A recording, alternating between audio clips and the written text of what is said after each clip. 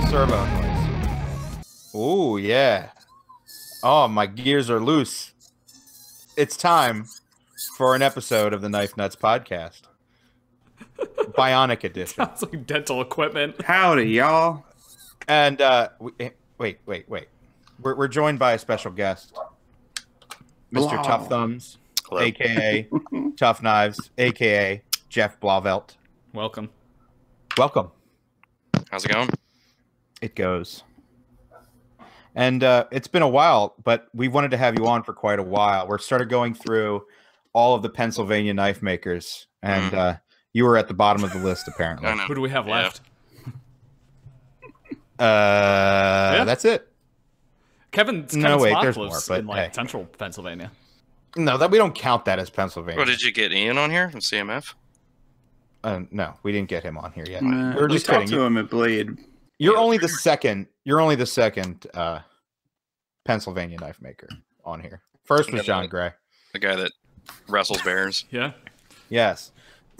I still think it's our worst episode. It's 100% our worst episode. It's terrible. That was my favorite. It was early. That's because you know John, so you know how funny that was. Yeah, to an That's outside true. listener, that was not good. We were laughing the whole time it was happening, but I don't think it sounds good. I'm pretty sure John's response, like, how do you get into making knives, was like, I made a knife. Doesn't make for great podcast I don't know. material. I made a knife. I just did it. I'm like, oh, well, that's amazing, John. A lot of exegesis for our listeners. Well, I think it's fun that we've come full circle and we have you with us, Geoff, because you're kind of one of those people that got us, most of us, at least the three of us, into knives. Really? Yeah, I would say so. I apologize. At least you were one of the standout individuals in the knife community circa 2012. Yeah, absolutely. How many other people were on YouTube doing knife things on YouTube at that point? There weren't many.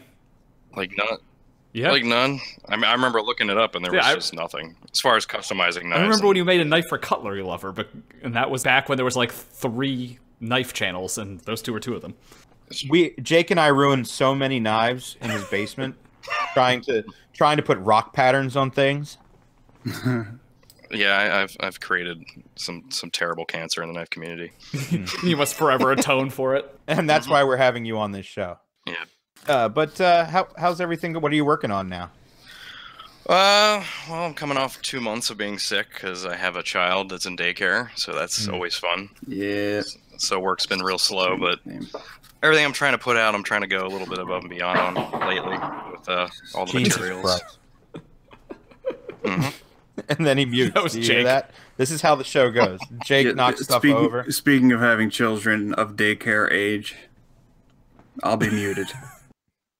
Bye, Jake. Yes. So Geoff, you were saying? Yeah, just kind of doing some like more over-the-top projects lately. Just trying to get some stuff out there. They've looked really good, the latest ones you put out. But I don't want to talk about those first off. We want to dig deep into your psyche because you have knowledge that we must know. About many things within this knife world.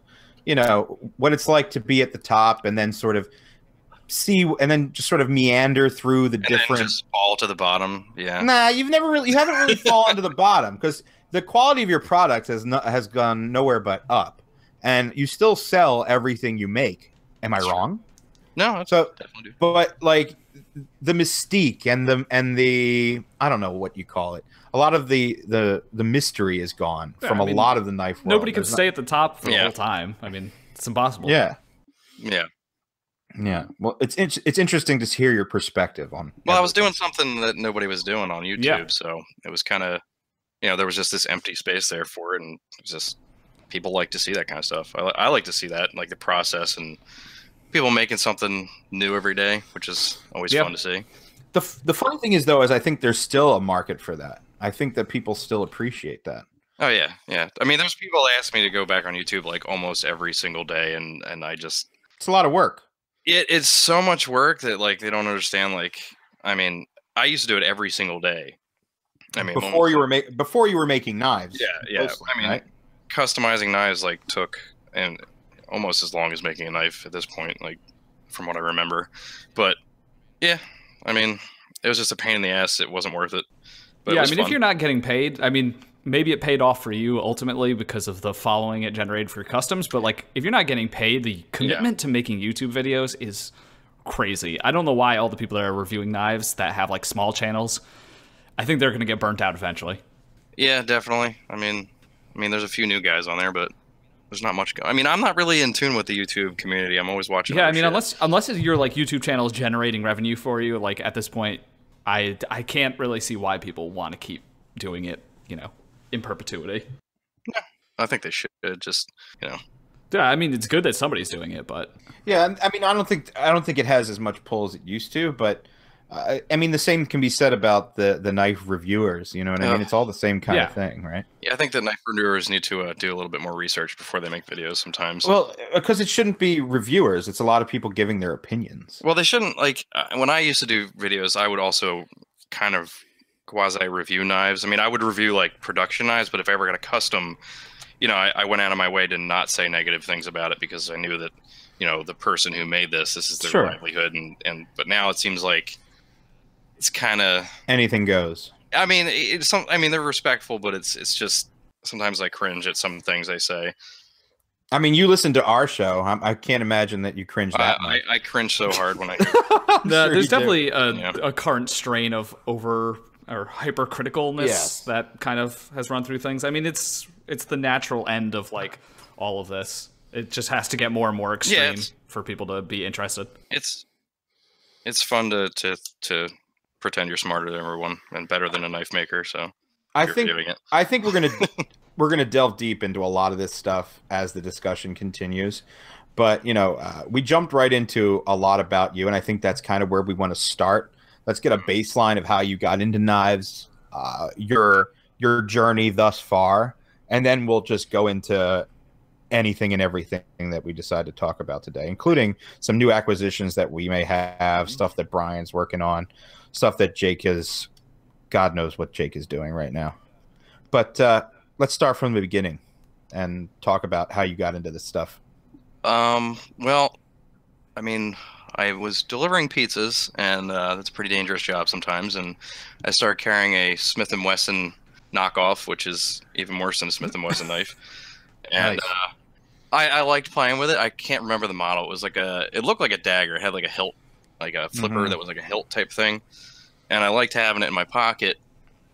And I started watching like Cutlery Lover and Nothing Fancy and stuff, and got obsessed with wanting, you know, like a BOKER Subcom F, like, because it was small, and I never saw knives like that. And you know, became obsessed with buying knives, you know, back when like you would wait for a Spyderco and it was actually exciting.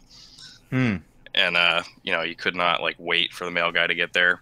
And I just collected, and I just really wanted to talk about it, so I made a YouTube channel to review knives. And yeah, and I kind of just come from an art background. I mean, I went to school for fine arts, and I was a scenic artist for a while. And I think you and I talked about that a long time ago. Yeah, we have a very similar background.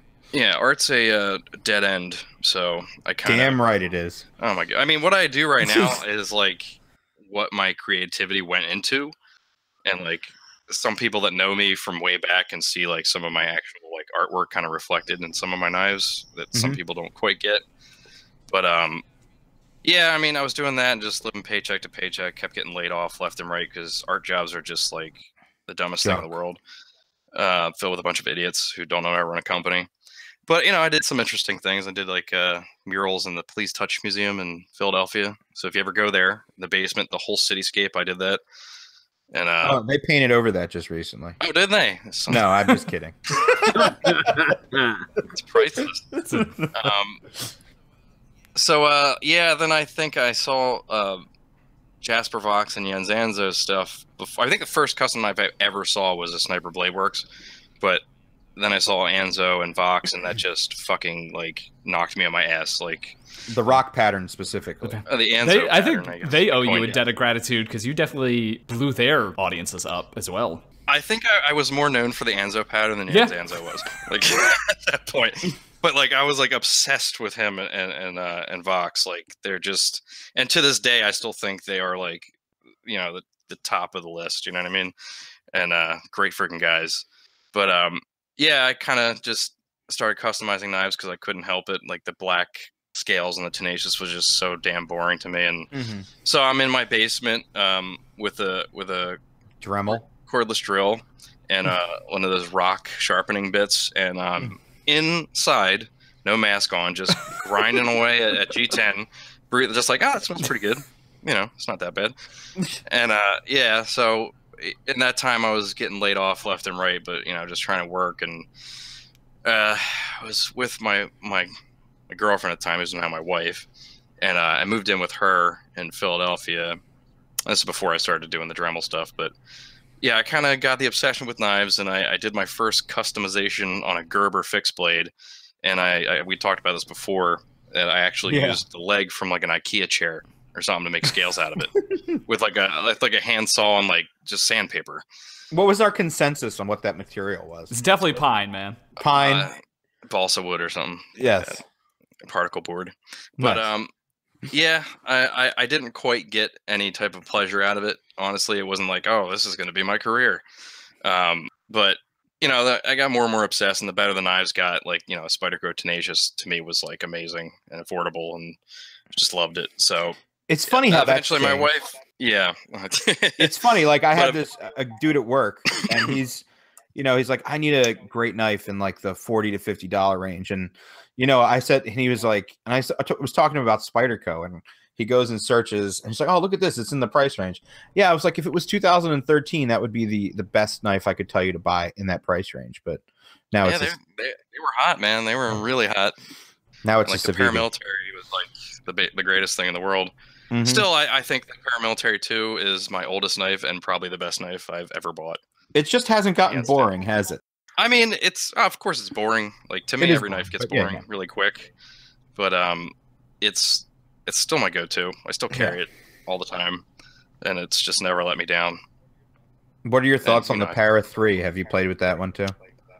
I'm just kind of bored by it. I'm not sound like a dick, but like, I'm just like, why don't they put out a frame lock of this? It's not that interesting. You're right. I guess so.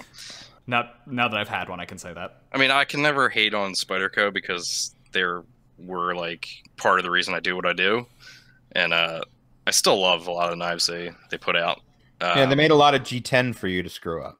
Yes, they knew me at customer service. They definitely knew who I was.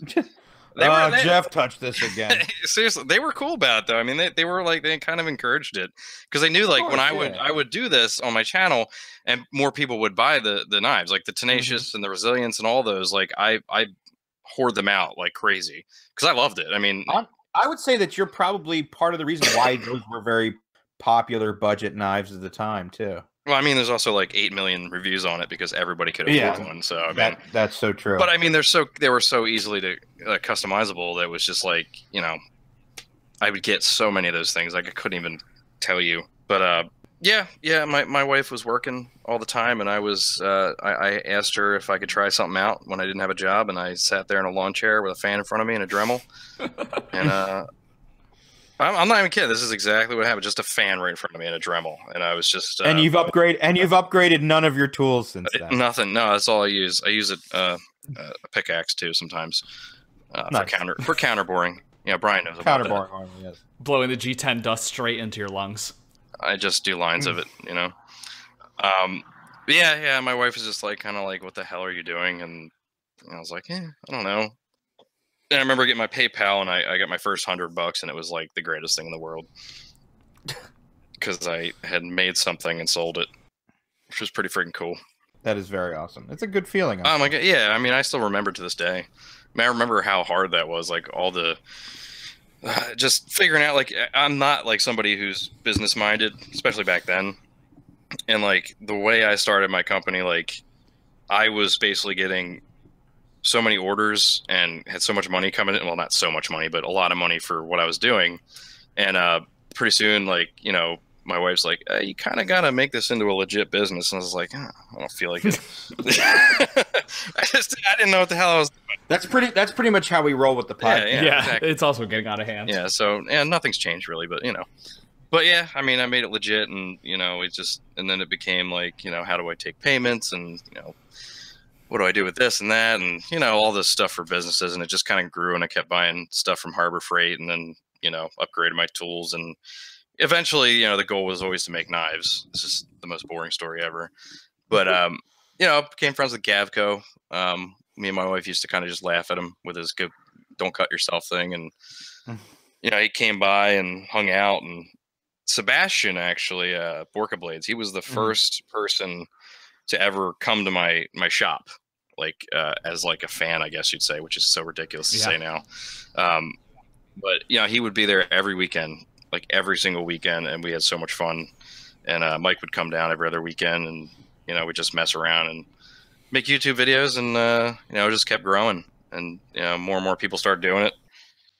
And that's a good group right there.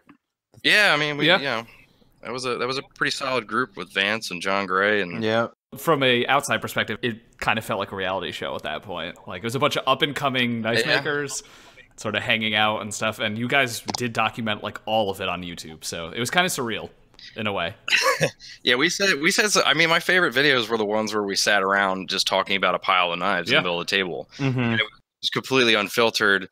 And like I went back and watched them a few times, actually, because they were so funny. And like, I mean, I'm on there saying shit about other knife makers that I would never do that now. You know what I mean? I mean, I made sure to keep a filter there, but like, like Vance would just throw out a comment, or Gavko would throw out a comment, or Sebastjian would say something that was just like, ooh, like, it's just like, dude.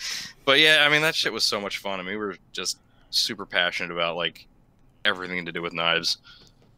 It's so funny. I actually remember we went to where Jake and I first met you. We were and John Gray, actually. Where did we go? We went to some meet out in God knows where.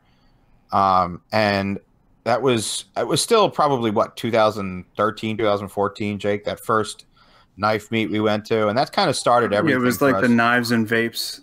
Yeah. Oh, shit. Yes. Oh, at Liberty Vapor. Liberty Vape. I threw that thing, and I did not know. It was weird. It worked. Yeah, there weren't many people there, but it's like everyone we were just talking about, except Mike, I think, and that's really how it went.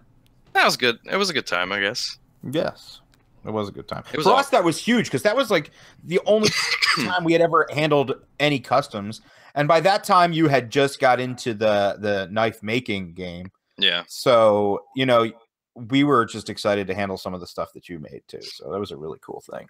Yeah, it was cool that was like the one and only thing I actually put up myself and did, but yeah, it was pretty cool. It's when all the magic and the wonder was still there, even with us. It's still there. It's still there. Yeah, a little bit. I guess we wouldn't be doing this if it wasn't.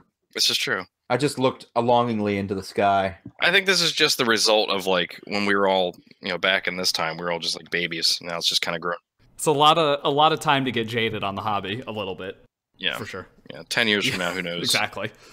Hover bearings and Yes, hover bearings. Yeah. I still don't know why we can't just have freaking opposite pole magnets in the levitate in the fucking thing. And just have the fucking talk about a pivotless pivot, dude. Take that, Spyderco had that one really old knife with the rare earth magnets in it that like held it open. It was like a friction folder that used magnets. No. Yeah, the fucking what was it? I'll have to find out what it was, and I'll put in the show notes. Do you remember the Spyderco Ratchet? I think it was called, with the Navaja with the ratcheting sound. Or... Yeah, the ratcheting sound. Yeah, the Navaja. That was like a cool ass knife in 2013. I mean, they would break like after 5 minutes, but like the idea. Country Knives has one of those Spydercos with the magnet. Oh shit, that thing's. I handled it. Yeah, like a month or two ago. That's really old. Yeah, they have everything. Was it a Terzula? I can't remember. Or was it Michael Walker or someone designed it? Anyway, yeah, as someone did it, but I'll find out what it was. But yeah, the shit was different back then. Yeah, I mean, I remember like Ian from CMF, like he kind of was newer to knives, and like there was a lot of conversations about what it used to be like. I mean, I feel like a freaking old guy when I talk to him, even though it was like only like 7-8 years ago. How old is he? Like 12? I think he's like going on 14. I'm not sure. No, but like, cause he didn't know anything about it. I mean, he knew just a small amount, and I was just like, dude, it used to be about Strider versus an SMG versus well, it was Strider versus Chris Reeves. Okay, which yeah, was, there we which go. was We'll the get best. that. And then Hinder was right after that. I don't know if Yeah. Yeah, you're right. I came into it when Hinderer was a big deal. Hinderer's been a big deal. Yeah, it seemed like he is a big deal. He's freaking he's awesome. And that was like nobody would talk about custom knives really. I mean they did, but it was kind of like a side thing. But it was like the most talked about thing was like Striders and Chris Reeves, and it was like you had to get one. And yeah, I remember I got my Chris Reeves. That was the first expensive knife I ever bought. I mean, for the time that was expensive, and I still think it's the greatest knife ever made, up there with the paramilitary. Some might disagree, but nope, I will not. Sebenza is absolutely amazing knife, and I wish I still had one. Can't say anything bad, but really. yeah, no, I mean, this is crazy to say, but if you were into knives before Instagram, you probably are more experienced in the hobby than I would say like 85% of people that are currently into the hobby. Which is strange because I feel like the more exposure, the less knowledge. I mean, it's certainly true now that there's multiple sort of social media communities for knives that didn't used to exist. Yeah, I can't really tell there's been a change in the knife industry, like a real huge change that I can't really wrap my head around. Like there used to be like subtle changes and like trends and stuff that were like easy to pick up on. And when I was pimping knives or customizing knives or whatever, I would see what knives were popular because those were the knives that would come in and leave, and I got an idea of like where things were going, and what I should buy before they get too popular or worth more money because I used to buy and sell and trade. But yeah, now it's part of that. No idea what the hell's going on. Well, that's because there's a new knife every 4.5 minutes. Well, that's new custom knife, I guess you should say. No, new production knives, dude. It's always about the production knives, and the biggest thing that's changed is the public's opinion towards Chinese manufacturing and the Chinese manufacturing itself. Yeah, I feel like that's the biggest slap to the entire knife community.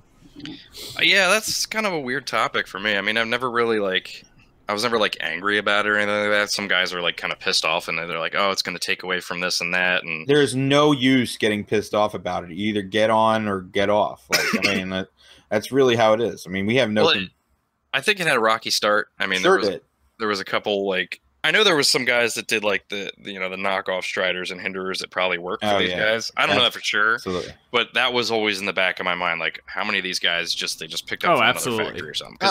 I believe all of it, but as much as you could hate on the knockoffs, and I do absolutely think it's terrible. Some of the quality was really amazing. Good. Yeah, like really, really. I'm not gonna name who, but one of them was just better than the original, and I was like, Jesus, like. But and then didn't you do a video on how to identify Strider or something like that? I think at this point it's the most viewed video I have, and I still get comments once in a while that pop up on my phone that are just like someone just seeing it for the first time, and I'm just like, dude, what the hell are you talking about? Oh, this news is not news anymore. Yes, I mean, it's just interesting to see because I kind of get the impression that these guys, China gets a bad rep for made in China is kind of associated with garbage or something like that. You know what I mean? But these guys are passionate about knives and they just happen to be in China. So that's what I like about them. Like, just because they're in China doesn't mean it's garbage, which is kind of cool to see that change. Absolutely. I mean, you have all the machinery. Why not? I mean, these people have passions over there. Why not? And I mean, one of the things I wanted to talk to you about too is, so you went from, customizing production knives to making custom knives, but I feel like I talked to a lot of makers, and one of the things that they still aspire to have is their own production knife. Yeah. And I think that there was something to be said. I think, a lot of people probably don't remember this, but your first production knife was Boar-toed friction folder from BOKER. Yeah. Yeah, they were very hesitant. They really didn't want to make that. And Jake from Blade HQ was like, trust me, do it. And I love where it is. It's kind of got its own little group of people that love customizing, which was the whole point. Extra thick, unfinished backspacer, extra thick G10, and super easy to take apart. You made so the backspacer protruded from the rest of it, so you can do anything. Asking for a rock pattern. Exactly, that was the whole point. And it keeps getting. They said they'd run it for a year, and then we'll see what happens. And I still get checks from it. I mean, it's it's not much, but I'm happy to see that they keep picking it up again, and I love seeing the people customize them. You want to modify mine? No, I'd rather So die. how did that situation Fine, come then. about? Did a BOKER approach you, or was it through Blade HQ? That's what it sounded like. Yeah, I mean, Blade HQ, like, besides John Gray, like, Blade HQ was like one of my biggest, like, they like put me where I am pretty much. I don't think I'd be here without them. Like, they when I got them, when they asked me to do a run of War Toads for them, it was like, I was like running around like screaming, like, holy shit, like it was just the most amazing thing that like this company would want to sell my knives on their website. And like, yeah, I mean, they were all about, like, Jacob was like the first person I talked to, and probably the only person I still talk to there. I mean, he's always been a friend and always helped out, and we help each other out. And he got me on there, and I was excited about it, and we became friends. And then we're doing Arc Form, which is exciting too. Yeah, yeah, that was where this was going. It's like now you're partnered up with, and you're doing the Arc Form stuff, and that seems to be pretty popular. I hope so. Yeah, I mean, I like it a lot. I mean, I wish it was, there's nothing they could do about it, but I wish I could just put out new models like every other week. But because it's really cool to see it. Because by the time you guys get the knives, I'm bored of it already. I'm sure. Because I have the prototype, and I'm like, okay. I still have the prototype right now. Yeah, you have both of them. I don't know if I'm ever getting that back. Things just disappear with Levon. I have your eye. You have, the Eschaton. That's right. I love that thing. Yeah, I actually like both of the Arc Form knives, and I didn't actually get to handle the slim foot until well after it was established. But it should be called the thick foot. Thick foot? Yes. What is that? I don't know. It's just kind of thick. I like my. I like it. Yeah, and I really do like the new one. Yeah, the Catalyst. That one was so heavy. I had to make sure they cut out some weight in it. I think this shows how much of a fan I was of your old YouTube channel. Whatever happened to the Blade Runner Systems version of the Imp? There's the other missing production knife from Tough Knives You know what's history. funny? I'm actually working on one right now. I've been friends with them for a long time, and they had sent me a prototype fixed blade, and they wanted to know what I thought about it. And I was like, I was just like, you want me to be real with you? And they're like, yeah. I'm like, this is garbage. Like, I just did this run of imps for Blade, the first Blade I went to. And I'm like, I don't really want to make it anymore, but like, I'd love for you guys to make it. And it's a good knife. People want it. And that was like back in like, it was a long time ago. I don't know. But and they've talked about, I think they've had some issues with, like, I think something happened in their company, like with someone they had farmed out some of their stuff to, and there was some kind of problem with the imp project. Like, someone was going to grind them, and, it was a production knife. But, they kind of drop in every once in a while and say something about it, and, whatever they want to do with it. I mean, eventually they'll put it out. I mean, there is a couple floating around out there. I mean, I have one in my shop, and, I don't know. I can't even picture this. It's like a little stubby fixed blade. I remember it. I'm sure I'll know it if I see it. I think they're putting it out. It has been a long time coming.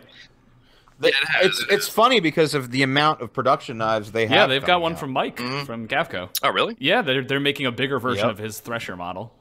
Everybody's doing a Thresher model. I don't own any of Gavko's knives, which is weird. Really? Yeah, I don't. There's a lot of them out Gavkos. there. He's been making them very consistently for many years now. Eventually, I'll have one. At one point, the right one will just make itself known to me. I had he made me one, and I loved it, and I lost it.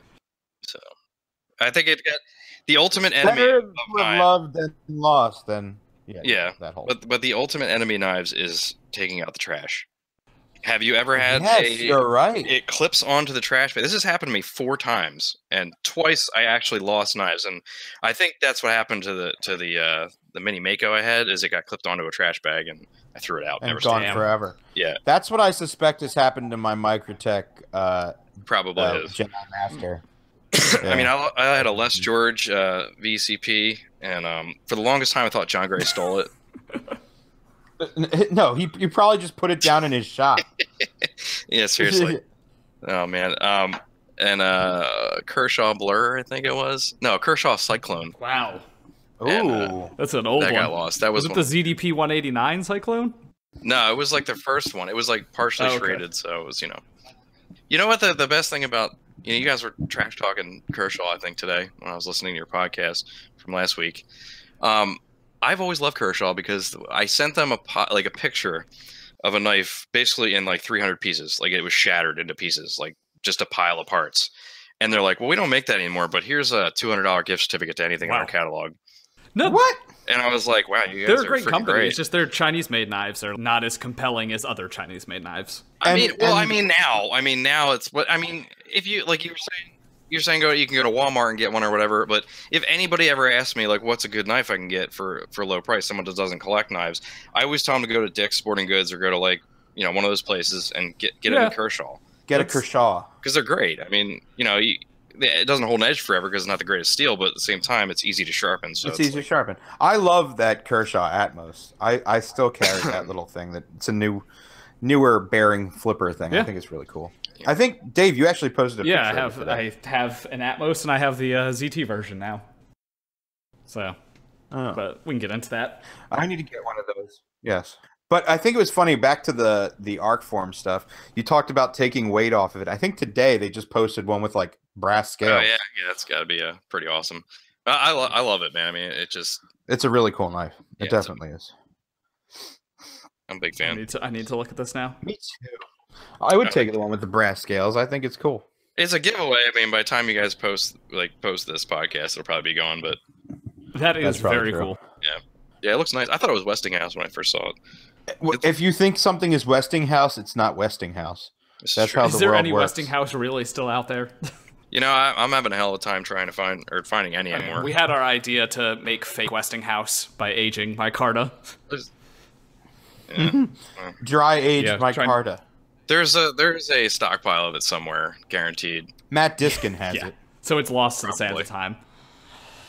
But I feel like we skipped a big part where you went from making the toads to frame locks. John Gray. John Gray, okay? Now John Gray was my teacher, my mentor, my knife father, and one of my best friends. He just called me up, or I don't even know, he emailed me or something. He texted me, I don't know, but he just randomly was like, hey, I have, I had never ground a knife before. I've never even seen a grinder in person, and I was really getting the itch to start making knives. I mean, I started messing around with, I was, messing with fixed blades and all that stuff. And, I had made a video, I think I was talking about like, wanting to get a grinder, and John had contacted me. And he said that, I have a grinder, I'd like to come by and say what's up. And, I like what you're doing. And, for those of you who've ever met John Gray and know what he looks like, imagine him just walking up your driveway with 2 slushies and a couple of hot dogs. That's it. Hey man, what's up? And I'm like, am I gonna not die? hard to picture at all. But I mean, he showed up with some stuff from 7-Eleven, and we kind of hit it off. And I don't know how it came about, but we were living with my wife's dad and two daughters, or her sisters, and to help them out, and we were kind of living in a basement, and we wanted to get out of there, of course, and our house was just flooded, and like we lost a whole bunch of stuff, and so we needed somewhere to go because we wanted to get the hell out of there. So John was like, well, you can come live here for a little while, and I was like, all right, cool. And so we moved to John's, and basically I cleaned up his shop a bit, and we put my shop down there, and John taught me how to make knives while I customized them. And, I got my first folder working there, and, watch John do what he does. And, it's very awesome. Yeah. Before we get into the legendary Tannic, the first one, how did you not get overwhelmed with the pimp orders? I hate using that word. The customizing orders. I did. Yeah, so do I, but it's kind of just I did get overwhelmed, man. I mean, I would tell, like, there's so many guys that customize knives after me, and while I was like, yeah, but they fucked up, and you did. Well, they'd call me for advice, and I'd tell them like the horror stories, because there were so many horror stories. I mean, it was terrible. I didn't know what I was doing, and I was just overwhelmed with orders like left and right. Like I had turned down so many, like it was just insane. And I'd also take on too many, and then just get myself in trouble. And I mean, I always did what I could to, if I really fucked up, I would just buy them a new knife or pay them back whatever I owed them.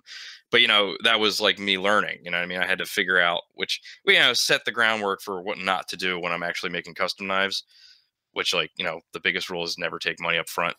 That was like something You'd think a lot of your peers would learn from you, but no, I mean, almost everyone who was modifying knives at the time that you were fucked up and it have gone the way of the because dodo. they didn't like. I mean, they say like someone would call you or email you about what they want done. And you're like, yeah, I could do that. Like I said yes to a paramilitary, and paramilitary twos have like nested liners, and I was like, I'll just figure it out.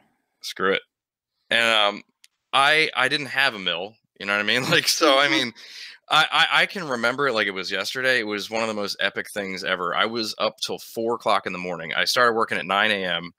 and 4 a.m. the next day I was like still in my shop, and it was a thunder and lightning storm outside, and I was just sitting there and I got it working, and it was like, you know, I felt like the mad scientist or some shit, and the lightning was going off, and I was like, I did it. And yeah, and I was the only person doing the paramilitary. I remember that YouTube video after you got it working. Yeah. That's what got it like really going, because I knew that knife was so popular that would just skyrocket me like with, you know, orders, and it did, and it was really bad. I mean, I think my wife and I like estimated I did around like 500-600 of them. Jeez, it's insane. Like, dude, my modifications like over 1,000. Like, oh my god, damn. I mean, it was insane. Like, I didn't show like most of them. Like, I did videos every night, but it's because I had so many. Even now, like the idea of trying to construct paramilitary 2 scales from scratch seems almost impossible. Yeah, without a mill. If you do the math, you make about 14 cents an hour doing it by hand. It definitely wasn't worth the money. I mean, I was charging like $150, $200, and it was just terrible. But I mean, I can tell you one thing: like to go. Like full handmade everything I was doing, and I'm still doing that kind of. But to take a production knife and then put handmade stuff on it, on thousands of knives. Yep.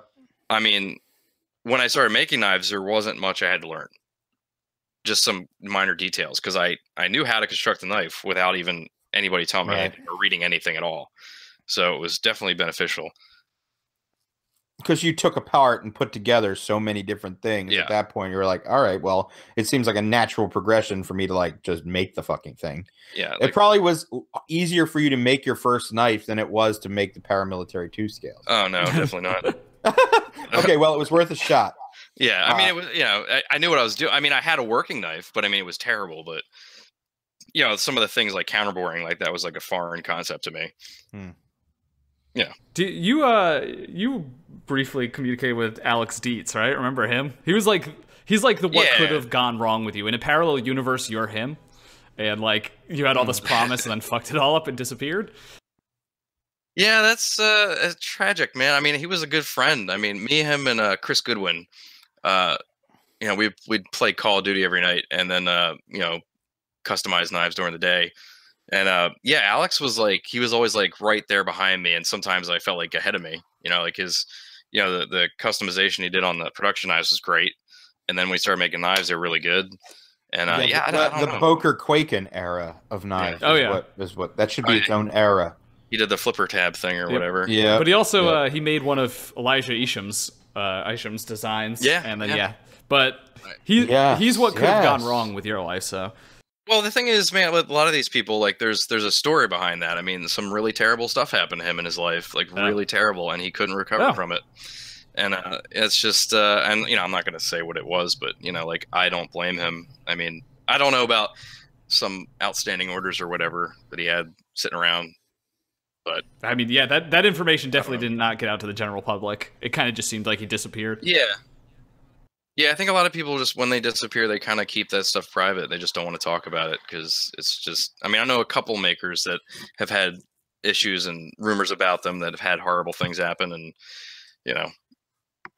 I mean, that seems to be, I mean, on today, you know, just today we hear about Johnston Knives. Yeah. I mean, that's some shit. Pretty terrible shit. Yeah, he's a good guy.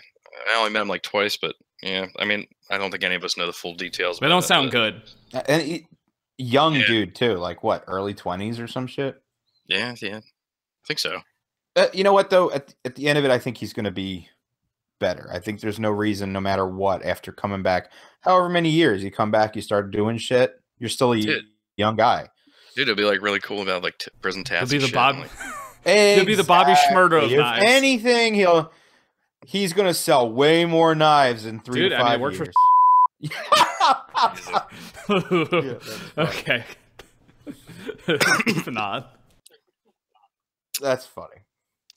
For the record, I have nothing to do with that. So getting back to your first custom knives and the Tannic, how did that come to be? The first one. First.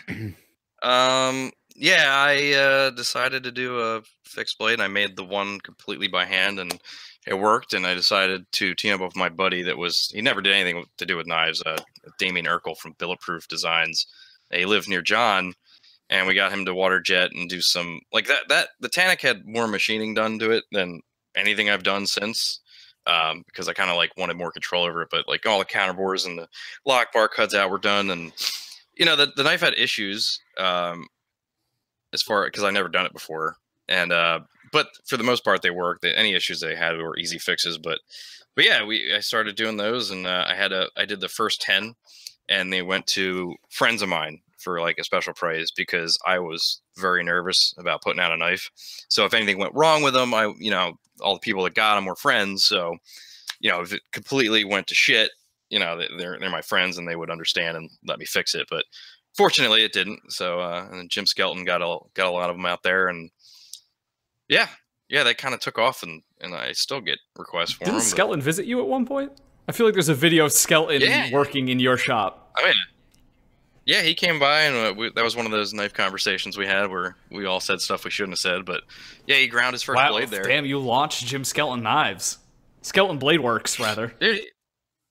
Dude, he's doing some good shit, man. He is doing that stuff. He's doing very well. I think a lot of those knives are turning out very nice. I like that he started with fixed blades, and I mean, I mean, it's cool when people just go right into folders, but like, I like to see people cut their teeth and like, start with fixed blades. Start simple. Get the idea of what it is to make a knife, and he's doing a hell of a job. I mean, I can't hollow grind. He can hollow grind. Am I the one that finds it sort of like arrogant when people just jump right into making folders? Like they have no experience? Yeah. But if you can, you can. I mean, if you have the equipment, there's guys that have machinery laying around from other things. There's one person in particular I'm thinking of that went from having a production knife to being like, I'm going to make custom versions of this production knife. Me too. I'm thinking the same person. That's some serious hubris to be like, I can figure it out. They're also. I mean, Brian's right there, isn't he? I just have to set the lock. Oh, and I'm learning to engrave. Yeah, it's like I'm learning this skill that takes 10 years of practice. I'll have it done next week. Brian, you even made fixed blades first, right? Or you made a fixed blade first? Yeah, I made a couple. But you also knew how to work a CNC machine, which is not a skill most of these people have that I'm talking about. Yeah, that's a hell of a thing to know. I mean, you put a CNC in front of me, I'll just start crying. I think it's not even the machine skills, it's the fact that he can do fucking math. Yeah, that I can't. Yeah, because there's definitely a lot of people that popped up after the Instagram knife maker craze that are just like, I'm going to make a folder, and they have no idea what they're doing. Yep. Yeah, I mean, I remember getting on Instagram, my wife recommended doing it, and there was like nobody on Instagram in the knife community. Could you imagine like what your life would have been like if she recommended Pinterest instead? Hey, that demographic probably pays out too. Yeah, you never know. Yeah, Instagram took over. It was like YouTube Lite, it's just like you just put up something. It was so quick, that's why I stuck with it, and I can communicate and everything on my phone, and it's easy. And it was an instant gram. Yeah, now they fucked me over big time and shadow banned my account. So you should just slash and burn, dude. Just stop and come back with an entirely new persona. I was actually thinking about doing that. It could be kind of cool, actually. I'll just come back with like some random knife maker name and just put Timascus on everything, and they'll all sell for like. Damn right. That's not a bad idea. Yeah, you should do what your protege has been doing, and go live every hour of every day. Sam? Is that what he does? Ian? No, Sam. Oh wow, we skipped right past that part of the history. You had an apprentice at one point. Yeah, Sam Morris. Who makes knives, maybe, still. Or is just a bohemian. I can't really figure out what he does. I don't know. I haven't kept up on it.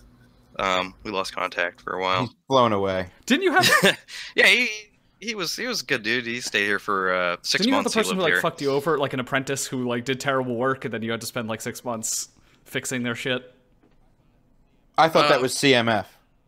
No. I'm kidding. No, there was. I'm not gonna say names, but yeah, somebody lost all my order. Like I kept things in notebooks, and I lost all those. There was pieces missing, steel missing. How the fuck do you do that? I don't. To this day, I don't know. I don't know if it was just an accident or I don't even know. See, Geoff, that's the kind of thing that makes people like upset. What do you mean? Like when you lose stuff. Well, yeah, it happens though. I mean, I don't lose things. Especially when it's like in bulk. Yeah. Well, it wasn't that bad. I mean, I know. I'm kidding. It was all outstanding pimp jobs that like people that just basically sent me something and then disappeared off the face of the earth. Yep. And then, I didn't want to bother you 4 years later. Like I didn't want to bug you. Brian, you get people like that too. I have a knife here sitting on my shelf that somebody sent to me. No name on the box, no name in the box, nothing, and it's been sitting here for 6 months. See, that's what I'm talking. If I was to spend $100 or 900 something, I'd be up on it. You know what I mean? I'd 3 weeks went by without a word, I'd say something. Some people would wait 20 minutes after they know you got it and check to see if it was done. I'm okay with that. You know what I mean? I'm okay with someone checking in all the time. I prefer that. You know what I mean? But some of these people with the pimp jobs, it was a low price for it. So like I still have stuff. I mean, they're all sitting nicely in boxes waiting for their owner to. Oh my god. Yeah. Oh my god, really? Years. Well, I mean, out of the dude, I'm pretty sure one guy died. So I'm coming over. I want to go look at all this shit. I mean, there's not that many. I mean, it's not that bad. But I mean, there's some. I mean, people sent me multiple things, and I think some of them just got kind of brushed aside. And are there more than 10, Geoff? No, definitely not. Oh, okay, good. Yeah, those people are definitely dead. Because that could be fun. They're all dead. Mistakes were made. That's all we're gonna say. Lots of ODs, I would imagine. I mean, I'm not ashamed of it though, man. I mean, I learned from my mistakes, and yeah, there's plenty of people who don't learn, so that's good. This is true. Yeah, this is very true. So, how many knives do you think you have out there now? Like, not in terms of number, but like just in terms of designs and things like that. Designs, I lost count. I don't know. How many models? One thing I've always said is that you have a very good eye, and I think that comes from your art background. Yeah. I don't think there's very few knives that you've made that I've thought were unattractive. Well, thank you. You know what I mean? That's one thing I have to say, and I think it's obviously the same thing like with cars and stuff. Like you have to like the way something looks, far and above everything else, right? Yeah, it's the first thing you see. You know, it's it is the thing you see and continue to see. Yeah, and we'll always see. Yeah, but some of the new stuff looks great too. What are you experimenting with now? Like, are you trying anything new or crystal meth? And are you lacing the pivots with that now too? I started messing more with using my rotary table in the mill for the pivots a little bit, just so I can make the pivot collars a little bit bigger and use it. God knows all knives need pivot collars. Yeah, I like them. You know, I do them all by hand, and it's a nice little touch. It is a nice aesthetic touch, but it pops a little bit. I mean, bet Brad Southard's, he's like, you know, if it's all titanium, just have a little bit of color pop in there, it just makes the whole. I'm like, yeah, I agree with that. Yeah. But yeah, I mean, a lot of people like get annoyed with me for having so many models and not making the same one over and over, and I don't know if I could really explain that, to tell you the truth. I mean, I get it. Some people say it's detrimental to my. Well, you're in a position where your workflow allows you to change things up. Yeah. And if you have the ability to, why wouldn't you? You know, I'm sure. Like Brian, we talk about this all the fucking time. It's like the mini Typhoons almost fucking killed you. They all almost killed me. Yeah, whenever you're making something for 6 months or more, and it's the same thing, you know, it gets old. Yeah. See, for me, it's like after like 2 weeks, it gets old for me. Like I have like ADD when it comes to knife models. Now, when you're building stuff, do you have like a modular platform, like where the pivot is and the lock geometry and everything? Yeah, I mean, I water jet basically tickets, I guess you'd call them. I don't know. They're like these little rectangular 4x2, 0.156 thick titanium with a lock bar cut out and the pivot and stop pin placed. That's it. Gotcha. So all the math is done. Yeah, for the most part. Yeah, but everything else, I mean, there's no body screw holes, there's nothing else. I mean, it's just very simple. It's a blank canvas. You can do what you want to do with it. Yeah, I put the stuff where I wanted it to be, so everything would work properly, and then just go on from there. So every knife is made from the same exact parts, and I kind of push them to the limit, and I've done some improvements on that over the years. It's a smart way to work. Like CMF, he uses the same parts as me, the exact same parts. So you can see what kind of crazy stuff you can come up with the same shit. Yeah.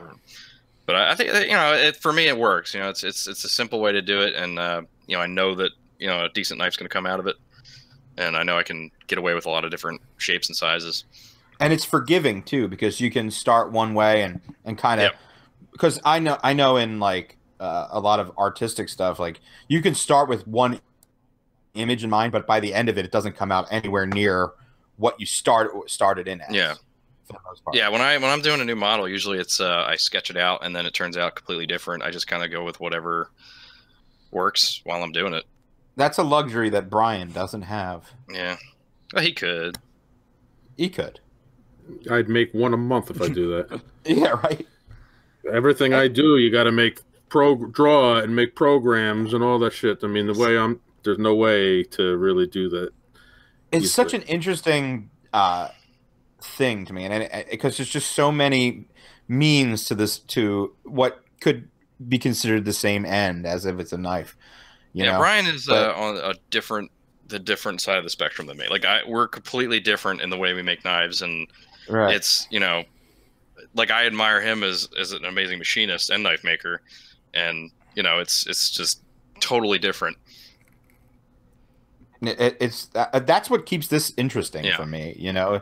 It's because if you don't like one thing one week, there's always something else in the same wheelhouse as what you're enjoying. Yeah, you know? I mean, I'm trying to mimic what he's doing, but by hand. Right. Well, what's funny is today I received 2 knives in the mail from my buddy Adam. Everybody knows Adam Purvis. He actually just released the Primordial, and the exclusive dealer is Blade HQ. A lot of people don't know that. I think you may have just... Did he... We got to wait up on this podcast. No, by the time this comes out, it'll be... Because as of right now, that's an exclusive for the Knife Nuts podcast. Yeah, I mean, it will be, but it... And Zach posted one today too, so... That they're going to, that Blade HQ is selling. So there we go. Right. So we're fine then. And even if it wasn't, fuck you, Adam. I'm going to tell everybody anything anyway.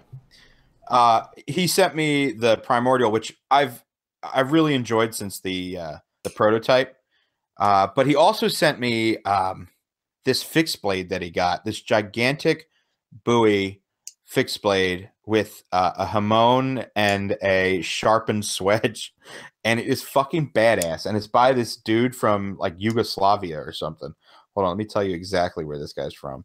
But I got his production knife and this freaking handmade fixed blade of death, and I'll have to post pictures of it, but because it's freaking crazy, and I love both of them for 2 completely different reasons. Like one is basically made by We Knives, and the other one is made from God knows what in Yugoslavia. I just thought it is I thought it's an interesting story, right? It paints the picture. It's like you and Brian in a different world. Shut up. Brian's muted, so is Jake. That's pretty much how we roll. Okay. So unmuting is a very specific thing for me when the children are still awake. I have a special room for silence. He's in his special room. I don't. I have a special room. It's just not the sounds penetrate it, as you can hear on every single episode of the podcast. Yeah. Love you too, dude. Love you, buddy. You guys don't care about the fixed blade. I was grabbing a beer. I missed all of it. What the fuck, Dave? Dude, you would have liked that story too. I don't know. You said something about a buoy. I'll listen to it back when I'm editing. Yeah, I'll show. When everybody sees the pictures of the fucking buoy, everyone's gonna be like, "Oh my god, what's that buoy you just posted, man?" It's the one that Adam has been enamored with for the last couple weeks, right? Yes, it looks amazing. It looks phenomenal. It's fucking incredible, dude. But I have a feeling you got to see it in person. Well, now the story will just be a surprise. I'm editing. So come over tomorrow and bring it. Yeah, I'm working. You know. Then come over the next day, Monday. Tuesday, Wednesday, Thursday, or Friday, and bring it. Yeah, speaking of a time where we'll all be together in less than a month. Yeah. Yes. Excitement. Jeff, will you be at New York Custom Knife Show? Yeah, I'll be there. Good. I may be sharing a table with CMF, but I may not. So all 5 of us will be there. We should probably book a hotel. I mean, I don't think they really sell out, but let's not overpromise here. You guys should fight Wieners and Steel. It's no competition. Battle. Who? Wieners and Steel. Who? I don't know. I'm just the Fanouche. The Fanouche will crush us. I have seen him doing martial arts. We're not going to do that. But yes, Brian will be there. Yeah, it'll be the first time the whole podcast is together. I'm going to have to buy a shirt. No, it's not true. It'll be the first time the whole podcast has been together while we've been. That is true. Oh shit! Yeah, you're right. Are you gonna do like a live stream there or something? We should do something. I haven't decided. That nobody will be watching because they're all there. Yeah, Tim Reeve, get at us. Let's try and do something fun. We'll figure something out, but we will be there in the flesh, finally, as a podcast. We should take a moment to hear from our sponsor. This episode of the Knife Nuts podcast is brought to you in part by PVK Vegas. PVK has been selling knives on the internet since 1996.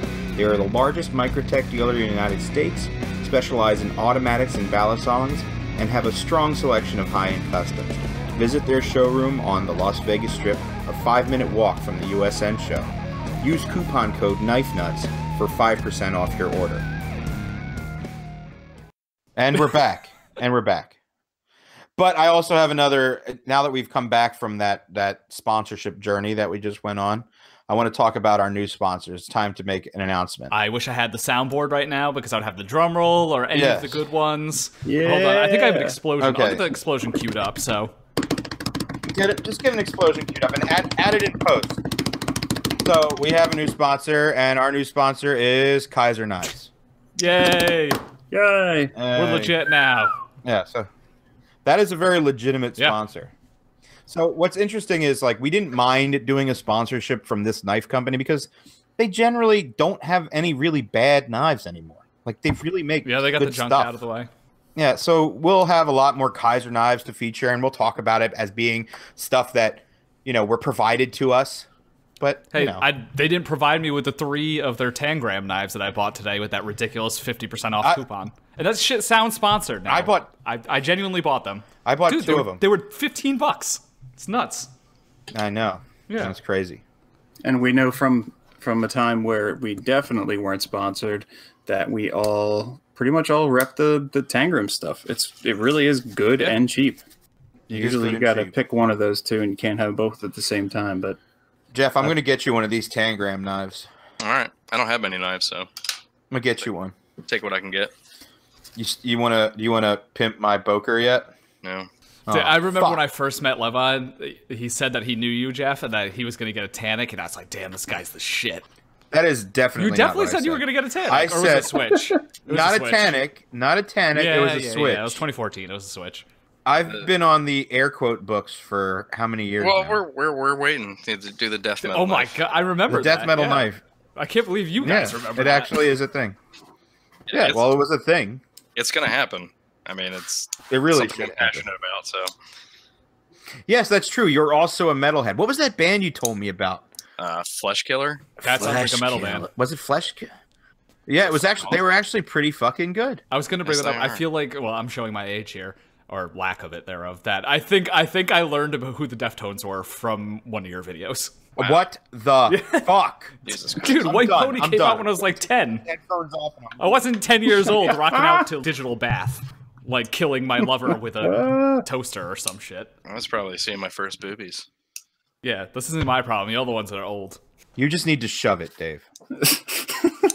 Dude, the new Behemoth album came out, though, so I'm right on that. I was in high school covering Deftones songs in my high school band. Jake, how have we never talked about that? Because he had too much gel in his hair and can't remember it the time that he needs to. Yeah, we even used Elmer's glue one time for like temporary dreadlocks. So you have to keep in mind, I was in high school during the new metal era. I do. Okay. I do. You're gonna love them. It was funny. I was never really into the new. Really? metal I mean, I was a big Linkin Park guy in 3rd grade. Ugh. God damn it! You're fired. Dude, someone's got to keep it. Someone's got to keep it young and hip in this podcast. He was listening to Creed playing World of Warcraft. Dude, Creed was the shit, man. To Scott Stapp with that fucking nose and that fucking. They were never the shit ever. And his dude, if you're in middle school, they that shit popped off. No, I mean, you're kind of. Leva, do you remember the time you threatened to burn that guy's church down, and then on the news there was a church burning in the background over your shoulder? Because we're talking about these bands, and it made me think of Nickelback, which is what caused that whole debacle. I didn't expect that. Yeah, well, yeah, it did happen. It was New Year's Eve. Yeah, a guy looked at Leva, like drunk guy randomly on New Year's Eve, was like, "Hey, you look like someone who would listen to Nickelback." And that sent him instantly into a rage that was completely over the top. Like, I don't know. I don't know what I words to did use. I did actually tell him I would burn his church down if he says something like that again. Yeah, and over his shoulder on the news, like there's a TV hanging in the bar we were in. There was a church on fire at the same moment. It was awesome. And somewhere in like the depths of France or Sweden or wherever he was, or Norway, Varg smiled. Varg was smiling. Let's throw some allegedlys in there. This might still be an open case. Let it be clear that I'm not burning anyone's churches, nor do I care what you worship or who you worship. I'm just putting that out there. But this guy just really annoyed me, mainly because I was wasted. Well, yeah, he took you from like happy drunk to angry drunk in a quarter of a second. It was amazing. How the fuck do you have the gall to tell someone to look like that they listen to Nickelback? What? There's a few layers to that insult. Yeah, I know. I don't know. I kind of see it. You look like a big Chad Kroger guy. I think he was pointing out like a leather bracelet, and I don't know, maybe. What's really funny? 10 years later, maybe. The irony of this is that I sort of like Nickelback now. Not then. Jeez. Well, Nickelback did the same thing that Chinese knife factories did, which is suck for 20 years and then all of a sudden this get is the good. hottest. This is the hottest. Well, they have like one good song. Has ever put Nickelback's good. Yeah. Nickelback made a good song like 8 months or a year ago, right? It was probably like 2 years ago. Bullshit. Was there a good meme now? That's pretty much it. No, it's not. No, they made a good song. I'm telling you, it's definitely a good song. I don't believe that. That's what I said. That's what I said. We got to link it. What's it called? I refuse to indulge this any further. For those about the sun. Yeah, that's how it goes. Hold on. Yeah. Sounds great. Hold on. I'll tell you what it's called. No further. Transition. It's called Feed the Machine. We need to transition topics. I need to find a topic. Well, just listen to Holy Grail, My Last Attack. That's like my anthem right now. I thought you were talking about the Blind Guardian song, Holy Grail, and I was going to kiss you from afar. Yeah, you can send me these things. I will. Yeah. I don't know where I will send you kisses and Blind Guardian. I look forward to it. But now will you modify my fucking BOKER? You have to don't start that shit. It's going to be $900. I want an original rock pattern from the man himself. Yeah, that's all I want you to do to it. Is just rock pattern the living shit out of it. You guys really like that rock pattern, huh? What the fuck was that? What do you think it was? They're trying to get in. They're trying. That was actually the people knocking on the door because they all want the rock pattern. Rock pattern. People are lined up. That's just. I mean, assume that's a regular occurrence at your house, Jeff. People just show up wanting rock patterns. You know, there has been people that have threatened to kill me and come to my house. So these are things that are real. Yeah. Tell us why you've been threatened to be killed recently. I have no idea. I remember this one guy. I mean, I've had thousands of people that I've talked to, thousands, and so there's going to be some psychopaths in there. This guy, I messed up online gaming doesn't count, by the way. No, I messed up his pimp job. Oh, okay. And then I fixed it. And this is the first guy that ever like I got in a screaming match with on the phone. Like, and he was like screaming at me just because I messed up something. And like, you know, anything I mess up, I'll fix it. Like, no problem. I mean, I'll do whatever the hell it takes to fix whatever's wrong with anything. And that's like a guarantee I give. But this guy, like, you know, he sent it back. I fixed it. And he went to jail. He got out of jail. And apparently the whole time he was in jail, he was thinking about me and how much he wanted to kill me. And, you know, he said that, you know, he's going to come here and he's going to kill me. He's going to, you know, you better watch your back and all this shit. And, you know, I'm like, okay, like, you know, I have a couple AR-15s and, you know, SIG MPX, and you know, my wife knows how to use them all. And I mean, we can see your profile picture right now. Yeah, it's scary. That SC is I could throw that thing pretty far. But yeah, and like luckily over the years doing this and meeting a ton of people, I immediately contacted my guy with the FBI, and he got all this information, and he got the cops come to his house. So, and he was in California too, so it was pretty cool. So you're of the ilk that calls the police instead of just like with a baby in the house, a newborn. Yeah, fuck them. Listen, I'm just trying to make some controversy here.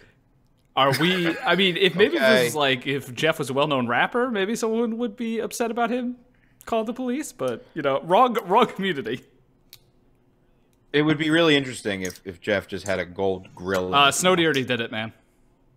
Oh yeah, you're right. But his he is already like did that whole thing. I got very grill, dude. Someone needs to try and sell one to a rapper, because I mean, I remember that Killer Mike has a knife from Balzano. Yeah, Balzano does. I'm jealous of that. Which is like, how did that connection happen? Do they like buy weed from the same dude? I don't know. I don't know, but like I'm very jealous of that. I mean, I love LP. Yeah, the Run the Jewels are great.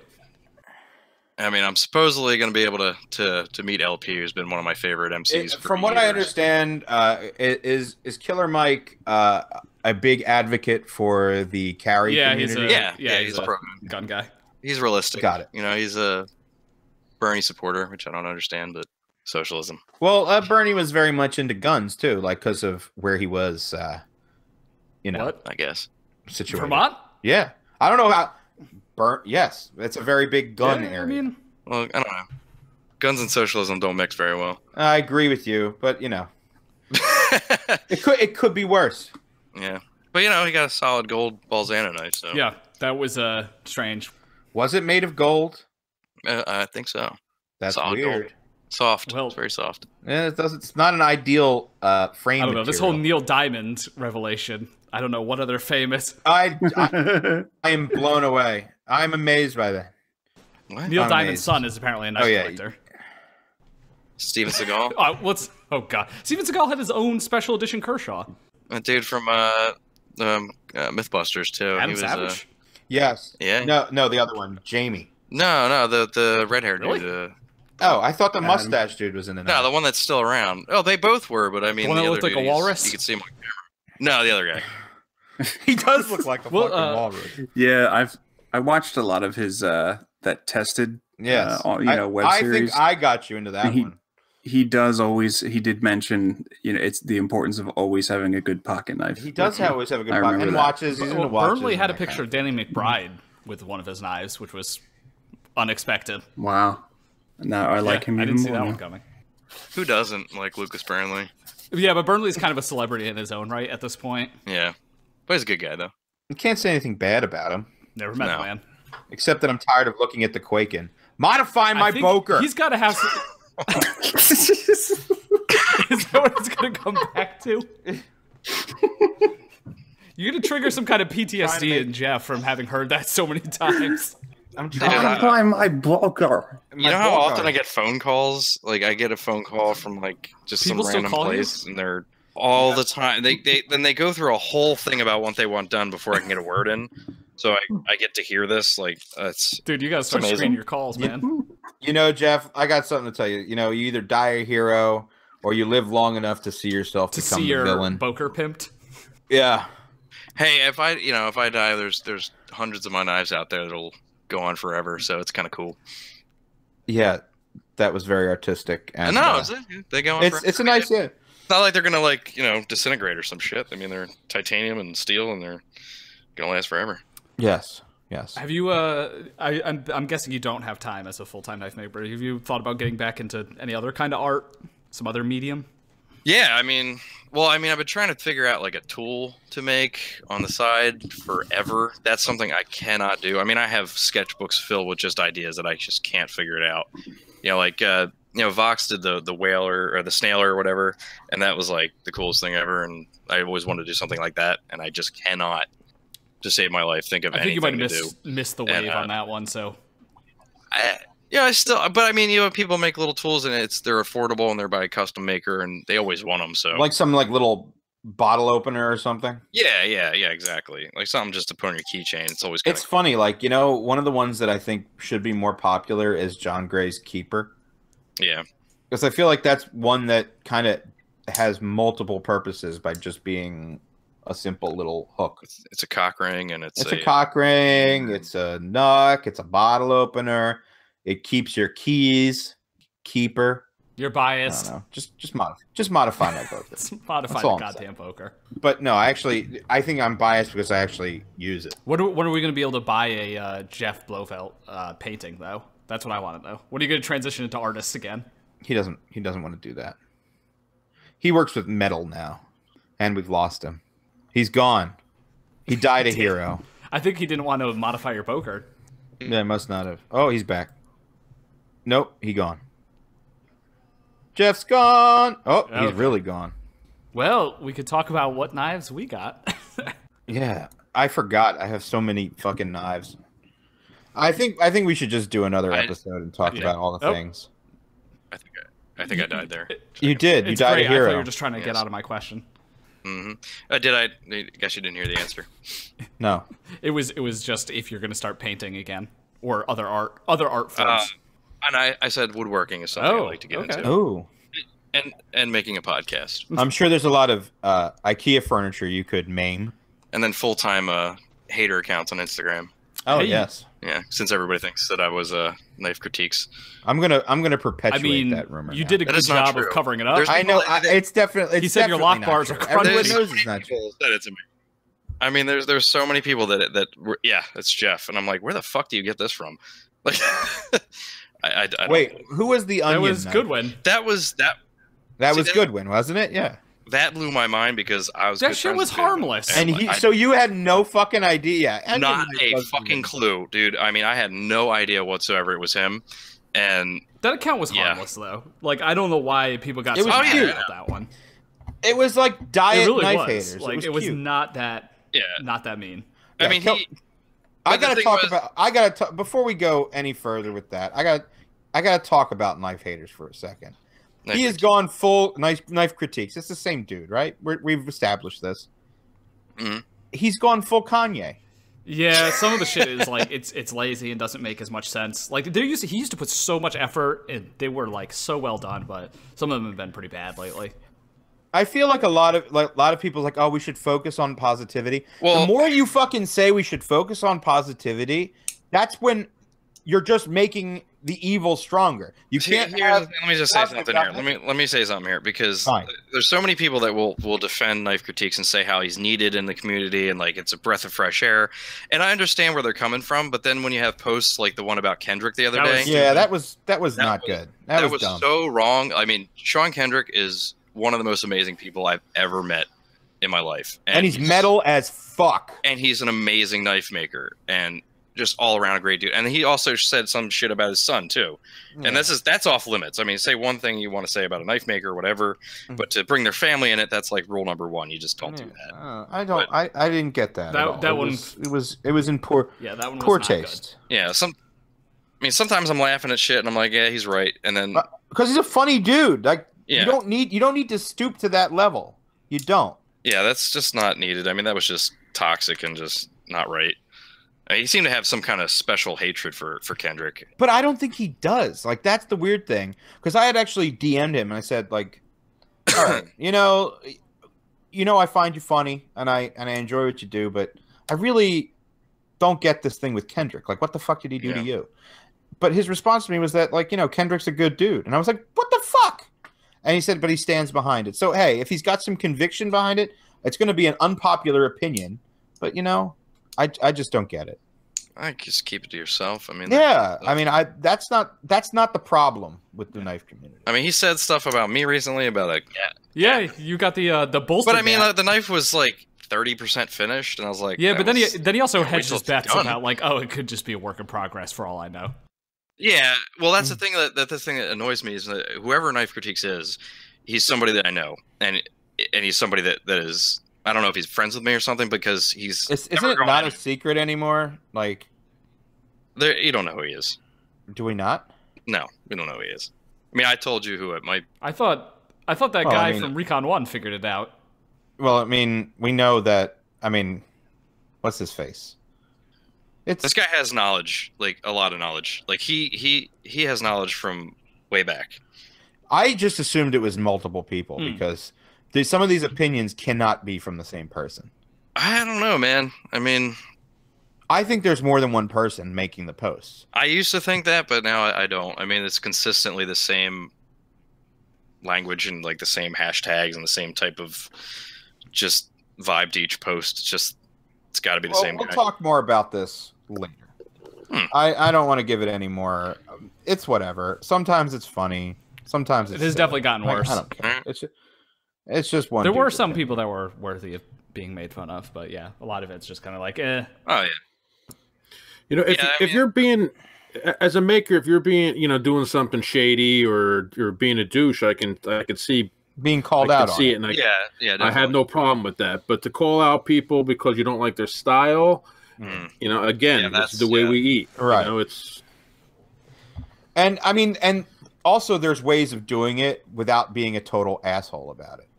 Like you can make fun. Like who's the guy? I always forget his name, and I feel terrible about it. The dude that makes the gigantic Anthony knife. Griffin. Griffin. Anthony Griffin. Like I don't know why I can't keep that guy's. Seriously. That's like the easiest name. I know. I don't know what it is. But I mean, it's easy to poke fun at that. But that dude only gets more popular because it's freaking cool, man. It's cool. Like he's doing something different. I mean, it's insane, but it's definitely cool. Especially some of the new stuff he did. You can like literally fist the back of it. Like the weirdest thing is like, why didn't you put a bat? Yeah, you can fist it. Yeah.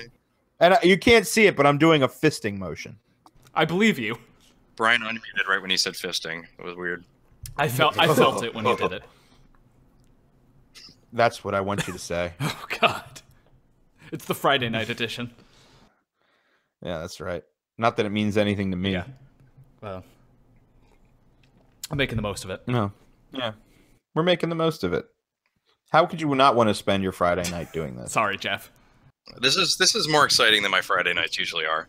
Good. I'm not gonna lie. See, Dave? All right. See? Jeff, question.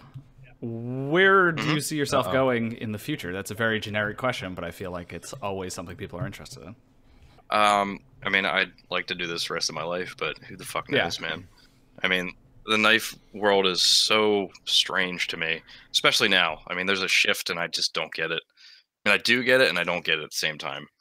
And I kind of theorized about it with Ian because he's in that new wave, and it's interesting to see, how he sees things because he's so new to it, and how people react to his stuff compared to mine now. And it's, part of me is like, I have a question, like, does age affect people's interest in knives? You know what I mean? Like, if age you're like a maker? Yeah, if you're like a 60-year-old dude, like, like, does that make the collector like, eh? I mean, I think so. I don't think so. I do. Why not? I think you may have some. If you see the person, you may have some preconceived notions about what their knife might look like. But the way that most people are finding out about these knives, they have no idea what any of these people look like or how old they are. Yeah, that's true. The anonymity of the internet helps, but you're a pretty big public figure in terms of knives or knife makers, so you don't really have that luxury. Yeah, who may? Guess so. I mean, I can't think of another custom maker who has as many social media followers as you. So for better or for worse, They're ghost followers. It's an impressive number, but I don't really understand it because it doesn't reflect on my engagement. What do you call that? The analytics? Yeah, the engagement. Like it's less than 1% actually. I mean that's always true though with like any social media thing, but still. But yeah, I mean, you know, like I want to collaborate with more people and do some more stuff with Arcform and you know, more stuff like that. But yeah, I think that's the right direction, man. Yeah. I mean, that's obviously build on that, you know. That's what it used to be. I mean, when you said earlier about like everybody wanted production knife, it was Strider, Hinder, and like the way they did it, like to make custom knives and then to have like your own line of a certain, you know, you have a small, medium, and large version of it. That was like the ultimate goal. It seemed like for everybody. And now it's different though, because like I mean, you have people like Aishan Blade Works, like he just pops out of nowhere. I remember like seeing his stuff forever ago before when it was 2D and I was drawings. like, yeah, and I fucking loved him, man. I was like, I'm going to steal that, and I've stolen some lines from him. Nothing too major, but you know, just a couple lines here or there. You know, like nothing. You either die a hero or live long enough to see yourself become the villain. But he's taken like something that like someone might call like a fantasy knife, like a couple years ago, and made them so goddamn appealing. They're just amazing. Yeah. I mean, like this one I have here. I mean, it's so crazy. I mean, the only person I ever saw doing this was Alexei Konjian. Oh yeah. Konjian. And like he was like God to me when I saw his. I think it was called a Raven. I don't know what that. Oh, that called. Gigantic sort of like hook. Way back. I mean, I would bring that picture up and just jerk off to it whenever I saw it. Like it was just ridiculous. I mean, the Decepticon thing, like before it became like a mass. Yeah, like it was mind blowing, and you know, like Isham's doing something like that, but more accessible, I guess you say. That is the truth. And his stuff is really interesting. I mean, I think I like everything he's put out so far. We like him as a human being too, so that helps. Yeah, he's awesome, definitely awesome, and I still have a couple collabs to do with him. He's like a little wizard, little pocket wizard. All right. Yeah. But what do you think about all these knife shows? There was just Blade Show West that happened like 2 weeks ago, and no one seemed to give a shit about it. And then there's one tonight. You guys were just California talking about this. And California custom knife shows tonight, right? Yeah. Jesus. See, the thing is, like, it used to be like the New York Custom Knife Show twice, which was awesome, and then Blade Show, and then USN. That was like it. And then the other ones in California, nobody cared. But like now, there was always this thing where as a knife maker, if you're selling stuff through the internet, there's always a drop in sales, no matter who you are when a knife show's coming up. But it's okay because you're making knives for that show. But if you're not making knives for that show, you know, you definitely feel it in your wallet. Because nobody will buy your shit right before a show, or if they do, they don't want to pay whatever. But now it's like every week there's a new knife show now, and it's also become those knife shows are there for like We Knives and Riot and all these other things to show 8 new designs. Yeah, and maybe you know, which is not a bad thing. It keeps things alive, and eventually maybe there should be a separation between like custom knife makers at shows and like. It tries to be that way, but I feel like there's still so much fluff in the knife community. There's still a lot of people who like go and hand forge knives. You know, there's still that crowd. There's people that they look at like people like me as like I would look at Riyadh. Yeah, right. Exactly. And they were always like, I remember like one of the first times, like someone was telling me like about Blade Show and like what to do and like what's in what section. And they're like, oh yeah, you go over there and you're the anvil beaters over there. You want to stay away from them. They'll look at you weird when you have G10 on your knives. I'm like, and then I saw a dude like walk around. He like looks at a knife, picks it up, sees some G10. He's just like, man. Just like walks back to over there. But I always make a point out of going over to that section, and I'm amazed. Like the shit's amazing. I mean, that's the cool shit. But you know what I mean? It's such. So many different. There's people that say this is the end of the custom knife maker. You know what I mean? I don't see it that way. I don't see it that way at all. But some people do, and some people say it'll affect sales. I don't think it did either. It's more popular now than it ever has been. Yeah. There's fucking TV shows. Fucking Forged in Fire is like how many seasons in right now? What is that? That show like anytime anybody asks me what I do for a living and I say make knives, it used to be, oh, do you make swords? Now it's like Forged in Fire. Have you ever seen that show Forged in Fire? Like every fucking person. I don't Literally know if it's everybody. a hot take, but Forged in Fire is for casuals. I'm just saying it. I haven't watched a single fucking episode of that show. I've never that watched shit is for it casuals. ever in my life. I don't even. I will tell you that it's. I mean, it is, but it's not bad. It's well, there's not only bad. certain things you could do on a show like that. I mean, yeah, I think it's actually pretty good. I mean, there's casuals and everything. Well, Todd Begg had a show for a short period of time. Blade Brothers. And the stuff they were doing was like not the stuff they usually do, but it was. It has nothing to do with anything. That was a very strange show.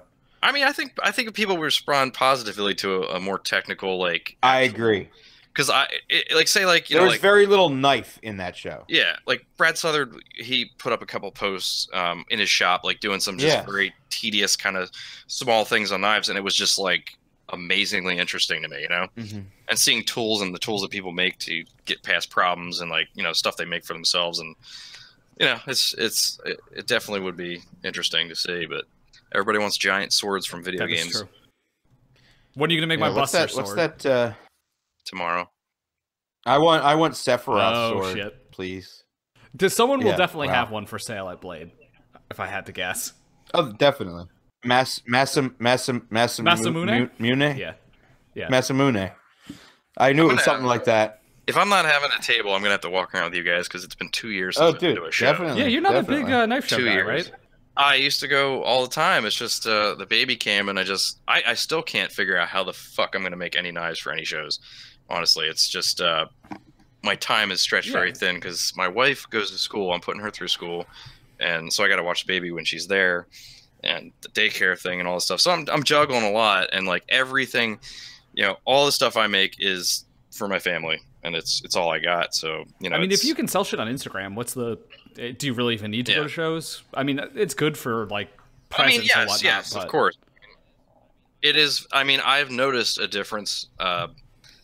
Not going to shows. I mean, it's really important. There's definitely like a little bit of a showing your face. Yeah, you ride after a show. Like people get excited. I mean, they like to see your stuff. There's people on the fence about. I wonder if this is any good, and they touch it. They see you, and they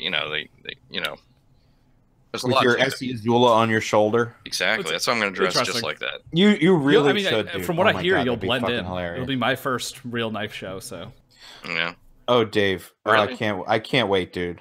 Okay. I can't wait. It's going to be hilarious. First night, I mean, my brain almost exploded my first night show. Yeah, I don't know.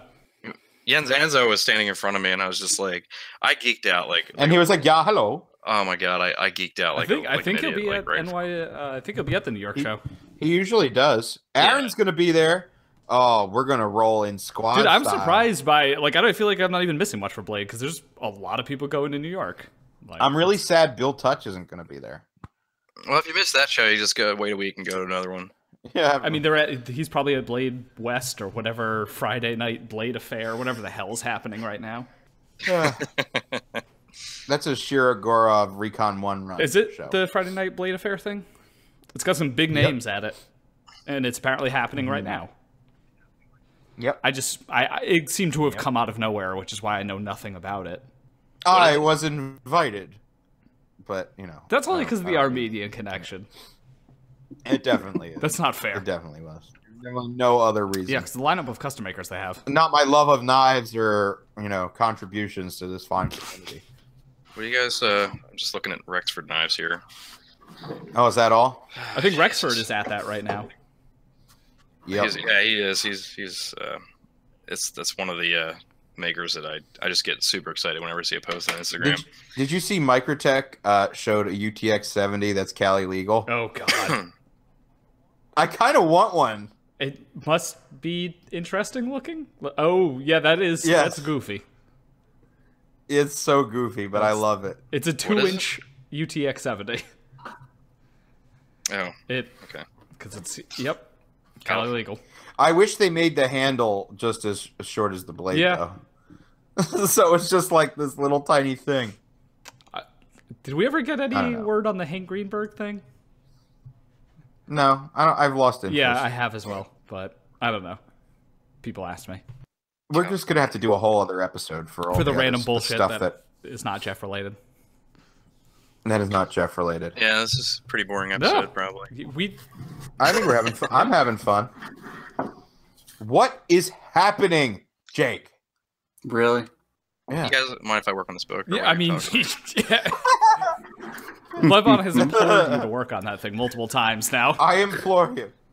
Please just modify my BOKER, man. It's gonna be. You want a steampunk BOKER? Oh too? man, you got to put all the watch parts on it. Oh yeah, glue some fucking gears. Put the discarded watch parts on it. Mm-hmm.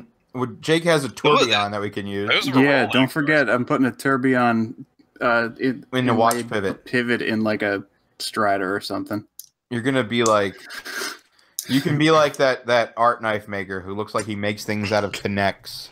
Jeff, I think you might actually also be responsible for the steampunk thing, arguably. I mean, yeah. Well, I think so. I mean, I don't want to take credit for anything, but like I'll at the give you same the time, credit, like then. you know, I love Fallout and I like steampunk a lot, and I did a couple that were pretty popular on YouTube. How are you feeling about Fallout 76? I'm up in the air. I'm not sure. It doesn't feel like a Fallout's coming out. It feels like I mean, I have a beastly PC now, so I'm like definitely gonna get it. I just got Call of Duty and World War III came out. My brother just got that ridiculous new graphics card. What the fuck? The RTX 2080. That is it. Yes. What the fuck? Mm-hmm. It's like it's like $2 grand. $1,000. Yeah, yes. $2 grand. Okay. My brother takes the computer very Jesus Christ, seriously. that's more than my entire It's a PC. serious thing. And I have a 1060. Yes. My God. Yeah. Yeah, I sold a knife and got that. $2,000. I sold a. Must be nice. I had a I sold off all my knives at one point, and I sold one knife and got an FJ Cruiser and put new rims, off-road tires, and a bumper and all this other shit just for selling one Jason Stout knife. What? It was pretty awesome. Yeah, I got a lot of with his permission. He was in it. He was in it for very when it was cool. That's the FJ that I sent you the screenshot of that Chinese, the store like through AliExpress or something like that was basically pretending to be you. Oh yeah. They had they had clones of your knives. They had pictures of your actual car on their page. I had a guy recently. I don't know if you guys saw it, but some dude he had bought my knife, and there was the lock had basically the lock bar had lost some tension, so the lock was slipping. This is an easy fix. It would take me like 5 minutes, not even, no charge. I'd do whatever he needed to. This guy said he called me 20 times, which he didn't, and he lived in Germany or something like that. So he wrote this blog post basically saying that I was not a real company, that he looked into it. My name was Mohammed. He put up a picture of my name, my phone number, my address. He doxed me pretty much, and basically went on about how I'm like some scam, like Chinese maker or something like that. And when the fuck did this put happen? it up on Reddit. He probably got it from that page that I sent you. It's kind of obscure. Like it was on I think it's actually one of the Reddit knife pages. We have not was on there about them before. No, I'm Reddit's got a weird knife community, but I responded to it, and immediately everybody was like, "Yeah, I think that's pretty reasonable. You should probably take that down." Because I mean, I told the guy, I'm like, I would do anything to not have it get to this point ever. Like you didn't contact me, so this guy obviously just went out of his way to shit on me. Or he thought he was contacting you, but was not. Oh, he put my phone number up there. What the fuck? I mean, 20 times he said he called me. Mohammed Blauvelt. Yeah, and I finally got a hold of somebody. He won't talk to me, so this guy contacted him for me. What? And he said that he doesn't want to communicate because he's a respected knife reviewer, and he doesn't want to lose any. Oh respect. My God! And I'm like, dude, I'm a knife maker, and this is my product, and it's all I have. It's my everything, and you're basically telling people that they're guaranteed a pile of shit. When was this? Lord. I'm not. This was only like 2 weeks ago or something. Oh shit! He said, I mean, apparently the knife's coming back, but I told him I will not touch the knife until he takes the information down off the internet. I mean, say what you want about my shit, but my personal information with pictures of my house. That's shit. Yeah. Yeah, I mean, that's just, and this is all just because a lock was slipping. The guy took it like I personally made it just to fail for him because I didn't like him. Like, that is the vibe I got from, I mean, the shit he says is insane. Jesus Christ. So, I mean, these things happen. I have never owned, like, there's rare that, like, I've had so many custom knives come through my hands over the years, and not a maker out there, maybe Rexford or Tom Mayo, is perfect. Like, I've seen like some really horrendous problems, but I never think negatively of them at all. I mean, these are just things that fucking happen. You know what I mean? Like, they just happen. And especially when they pass through a couple people's hands, you never know what the hell they do with them. But, you know, mistakes happen, and you can't take it personally. And I'll be the first to say that I think like knife reviewers are kind of horrible. Some of them, I mean, you know, and there's definitely some present company and like some other people that I know that I really do respect their opinions, but and maybe it's not the knife reviewer themselves, but it's their fan base that. Well, yeah, people latch on to everything that they say and blow it out of proportion. Well, that's the funny thing is because this guy posted this on Reddit and just everyone's like, "Fuck Geoff," you know, like, "Oh, this is." The second I said my response, which was reasonable and based in reality, not in like crazy like hater land, everybody changed their tune. Everybody in the whole comment section apologized, and I'm like, "This is the same thing." Everybody likes to jump on the hate wagon. And it's funny. It's like if you think that this kind of shit just happens in knives, imagine everything else that is so fucked in this world. Yeah, and I mean, you can contact me directly and say, "Hey, Geoff, fuck you. My knife's doing this," and I'll be like, "Okay, I'll fix it." I mean, I literally will fix it for all eternity until it's perfect. That's what I will do because it's all I care about with this stuff. I mean, each knife I make is special to me, and I have, you know. So, yeah, people do that. They find an issue with their knife, and then they will tell you about it, and it'll be like, "Okay, send it to me, I'll fix it," and then they sell it to somebody, which is always. And then I get the next person call. Yeah, one knife in particular. And that's how you end up with people thinking that your knives have problems when everybody just has the same knife over and over again. I have like 300-400 custom knives that I've made by hand out there, and I've gotten back maybe like 3% of them. For repairs, simple repairs, nothing ever catastrophic. So based on that, you were more likely to get a perfectly working knife from me than not. I mean, and if you do get any problems, it's going to be fixed immediately. So it's just, you know, so these people think that this is what you're going to get is a broken knife. Maybe it's the price of doing business and the fact that you have a lot of followers, and it's a whole thing. It's a perfect storm for a lot of people. It makes it an easy target. Yeah, there's a lot of people that follow me that are waiting for the train wreck to happen. I mean, I'm fairly sure. I mean, it's not like, I mean, and I'm sure you've had your bad days where like when I murdered that snake. Oh, that was a weird one. Dude, why did you kill the snake? How dare you? That was the funniest thing because I had posted that early in the day and it was like 10 a.m. or something like that. I just found a dead snake on my driveway and it looked alive and I just put it on the Timascus. And I later, like 7, 8 o'clock at night, I'm just like, I sit down and play my guitar and I look at my phone real quick and I'm like, oh, 256 comments. What the hell's going on here? Oh my God. It's just, how dare you? Ooh, big man murdering a snake. And I'm like, holy shit. It was wow. It was hilarious. I did something similar once. While I was in the shop, caught this big cricket and I hooked them up to my power supply and fried it up. And people went fucking batshit over it. I'm like, get the fucking cricket, get over it. Bro, that's messed up. Brian, that's fucked up. Just so you know, it's kind of fucked up, but that's okay. The poor creature. It's maybe because my kids were there and we were all laughing and I was screaming "Fry motherfucker." That probably had something to do with it. But this is what you teach your kids. Okay. Damn, your son might turn into the next Ted Bundy. I watched Halloween last night. I'm sorry. It was actually pretty good. The new one. Did you watch Mandy?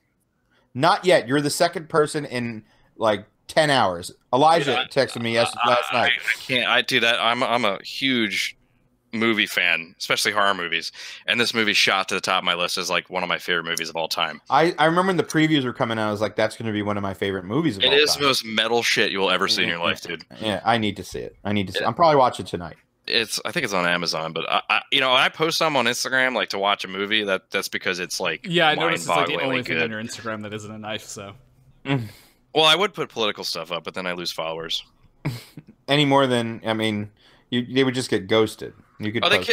That's what killed my account. I mean, that's what got it to where it is. I just posted some really G-rated stuff. Makes sense. Yeah, Instagram. So this was fun. Is that your cue to end things? I was just getting started, man. I mean, I got Balzano's podcast to go on in a few hours. What? Oh shit, he does have a podcast, doesn't he? Dude, everybody has a fucking podcast. Balzano invited me to go on his podcast. Shout out to Tim I didn't know what to say. He has a podcast now. And his new podcast. Who else has a podcast? I approve of that one. The ghosts of what's that other podcast? Mark and the Maker's. Yeah, Mark and the Maker's great. Shout out to Mark. He gave me a lot of very useful advice for editing the podcast that I probably will not end up using. So, if the quality doesn't improve, and shout out to Tom Crine. Tom Crine, our biggest Patreon supporter, as always. I think that's part of the perk is that we have to mention that every episode. Yes, and we also should mention that we want to do the giveaway. We're giving away an Adam Purvis, A Purvis Blades Primordial, but we're not allowed to. We just got a nasty letter from Patreon saying we're not allowed to give away stuff. It wasn't that nasty, but it was a firm letter. It was not flaccid. So if you go to our Patreon and you notice that in the $25 tier, there's no giveaway listed anymore, and I had to delete the post. There's still a giveaway. We're still doing it for people that at the $25 level. And this month will be a Purvis Blades Primordial. Should we come out with New York Knife Show exclusive merchandise? And by that, I mean it would be on the Teespring or whatever we're selling it. But yeah, what should we do? Like together at last? Yeah, it is coming up. Yeah, we should do that. I'll do it. I'll make it happen. We're not add any new merch soon, but that is something that people can buy. Absolutely. We need the money. I don't know what to say anymore. I really don't. But what's funny is I do have 2 knives coming from Kaiser. I really told you guys I really wanted one of those Pinkerton Nomad. Nomad, the version 2 with the flamed scales, and I changed the other order to the mini mega Therium. The new one. That'd be a good giveaway because those aren't even out yet. I think that's what. Yeah, I don't understand any of this stuff that you're talking about right now. These names. You'll like it. Just one of Elijah's new knives with Kaiser. Okay, I don't know knife names. That's fair. But it's his new nested liner. It's quite nice. Yes, so that'll be here, and that will probably be the next giveaway knife if I don't fall in love with it. If one of us doesn't fall in love with it. And I get to keep this one? I kind of miss that one. Yeah, well, it sucks. You get them for free, don't you? Which one is this? He's got my Eschaton. Yeah. Yeah, I paid money for that. Yeah. Well, you got 2 arc forms for it, you know? Is that what we're doing right now? No, those are special. Yo, but this one doesn't have the maker's mark in the right place. Something's fishy about it. Prototype. Yeah, I know. This is probably made by Mohammed. This is true. Yeah. Someone posted that on when I posted a picture of it. Why is the maker's mark in the wrong place? We didn't even get to talk about the mass drop shit, and I'm so. I've heard of these guys. Yeah, we'll have to do it another time. Next episode. Yeah, Terzola stuff. We're late. Basically, the mass drop, they did a collaboration with Wii and Bob Terzola. And they didn't have the right logo on it when it went into production, and people lost their fucking minds. It didn't have a polished pivot, and it didn't say Terzola. And people lost their shit. It had the dragon logo. It just had his dragon. And people were so mad. They had to refund everyone $20. Non-mad. And this was on, mass drop, right, Jeff? Was Terzola mad? No, Terzola loved the knife. Yeah, then what the hell's the problem? They're fucking filthy casual. The filthiest. But what's funny is I ended up they gave everyone $25 back. For this non-issue. Really? Yes. So all the NPCs didn't like it, huh? All the NPCs didn't like it at all. Yeah. Jeez. It is very, very funny. And sort of disgusting. Gavko, you should talk to Mike about it because he was so disgusted with what was going on. He said it was incredibly discouraging to see how people were reacting. Oh, the way people were reacting. Okay. Yeah, it was. Yeah, if the maker doesn't care, and that was the plan in the first place, then what's the big deal? It's not like a custom Terzola. I mean, it's. He's like the hardware is exactly what I wanted it to be, so it matches the liners and everything else. I don't know why anyone would be upset. He's like, I've done many knives with just this dragon logo, but hey, whatever. What? That doesn't make any sense to me at all. No, People were very set strange. in their expectations for what they were going to get. Apparently, Was there a picture of it in a different way or the something? prototype? Well, the original prototypes. Oh, well. The thing is with Mass Drop is that you buy it based on the pictures of the prototype, and by the time the knife comes out, who knows? It comes out, it says here's what the knife looks like. You know. Side note: that knife's very cool. Bob Torzola is a living legend. He is nice man. Too. I got good stories about him too. I just want to put you, Aaron Frederick, and Brian in like a box and shake. Brian didn't say shit. That's his MO. I know because he'll chime in. Here he comes right now. It's the reason I listen to your podcast is just to hear Brian. Well, thanks. Thanks a lot, buddy. Love you too. Important. Shut up, Mike. I think a way back. Yeah. The in-person New York Custom Knife Show with Aaron and Brian in the same room at the same time. That's really going to be the word in place fucking edgewise if you give. And it's going to be like a drunk if you give Aaron a few drinks, no one's ever going to be able to talk. It's going to be great. It's going to be I miss Aaron. I'm going through Aaron withdrawal. Yeah. It's good, dude. Well, coming up soon. Alcohol and knife makers, not a good combo. I disagree. Well, it's a great combo, but sometimes not. We should all do the next one. I mean, at Blade Show, I usually have a bar underneath my table. It's always pretty funny. Yes, maybe at New York. Oh, New York I mean, I imagine I'm gonna be shit hammered the whole time. I feel like this is that's a good idea. This is a foregone conclusion. Brian, we can do herbal supplements. I don't know what you're talking about. The man doesn't know what you're talking We're about. gonna just cook with some rosemary and some parsley and sage. Oh, good. I'm up for that. Yeah. All right. I'm fucking tired. I don't know about you guys, but it's been real, you know, Thank Jeff. you so much, Jeff. I'm glad we finally. Did you have fun? Yeah, just hoping I didn't say anything wrong. No, not. that was all in the No, non-recorded parts. Oh, okay. We'll So edit all that podcast. stuff in post. Yeah. No, you're good. Mohammed Blauvelt is in trouble, though. Deep shit. Oh, God. I just got to say one more thing, though. Please. Will you modify my BOKER? And I'm stopping recording. That's great, Epic.